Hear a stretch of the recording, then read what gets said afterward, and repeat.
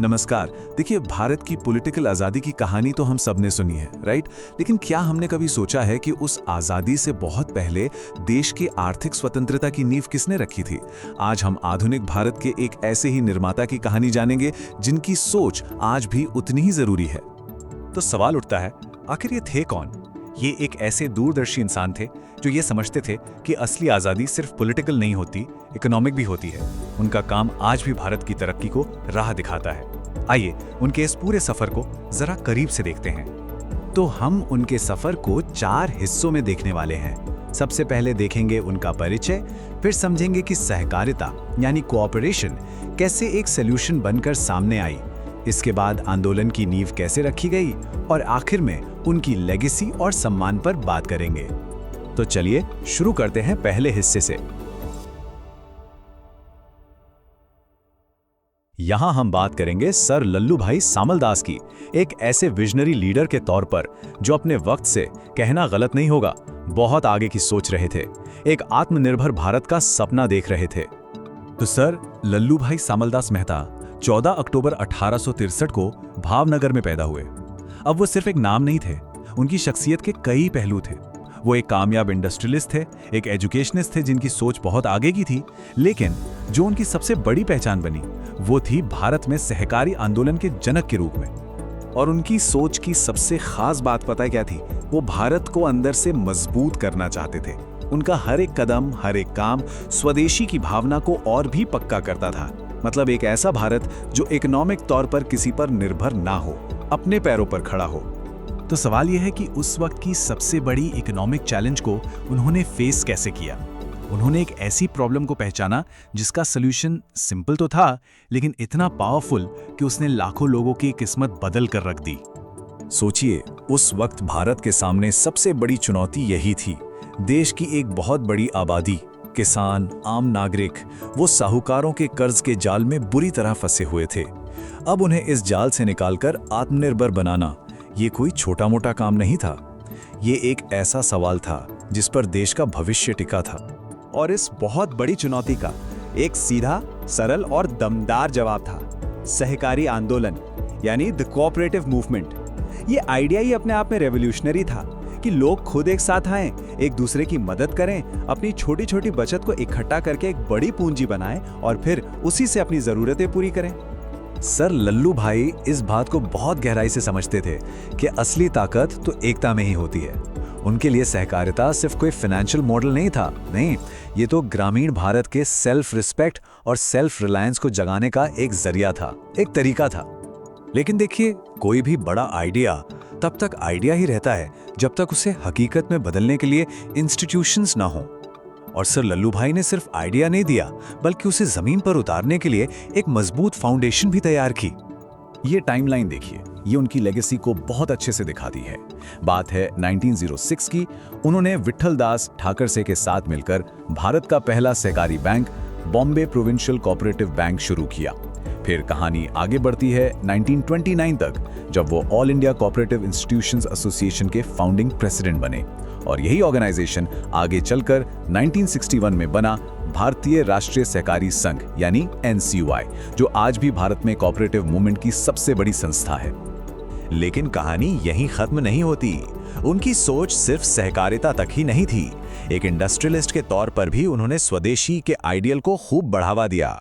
उनके कारखानों से सिर्फ लोगों को नौकरियां ही नहीं मिली, बल्कि उन्होंने ये भी साबित कर दिया कि भारतीय भी उद्योग चला सकते हैं और ब्रिटिश कंपनियों को टक्कर दे सकते हैं। दूसरा पिलर था भारतीय इंडस्ट्री को खड़ा करना।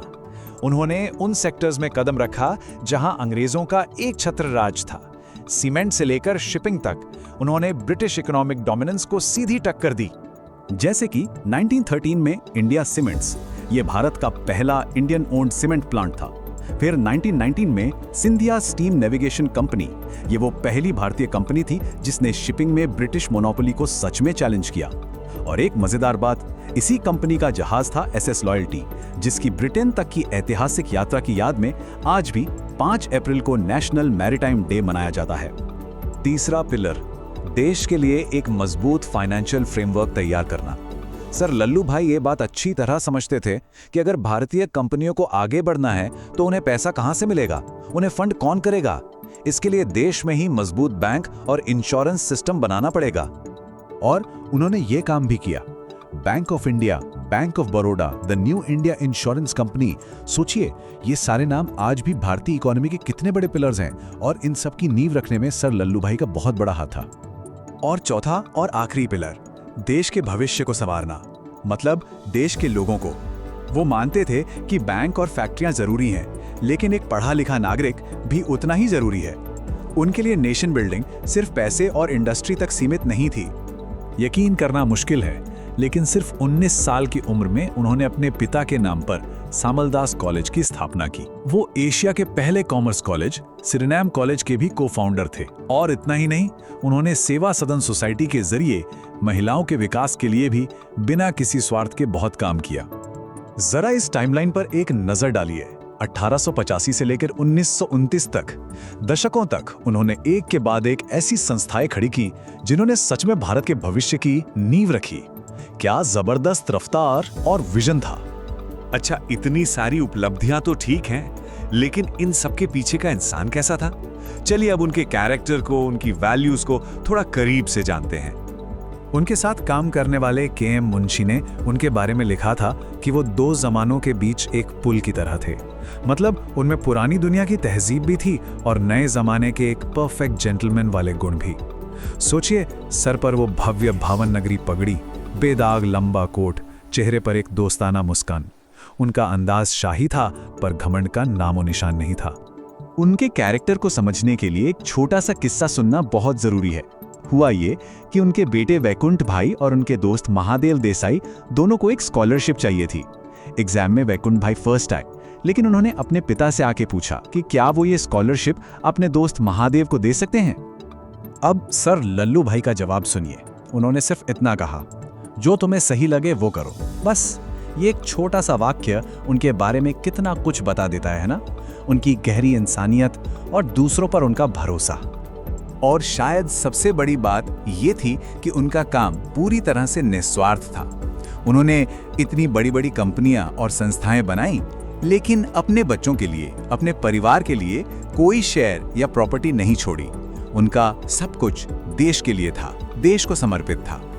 तो चलिए अब देखते हैं कि उनकी ये विरासत आज हमारे सामने किस शक्ल में मौजूद है। देखिए, जिन बीजों को सर लल्लू भाई ने 100 साल से भी पहले बोया था, वो आज कितने बड़े पेड़ बन चुके हैं।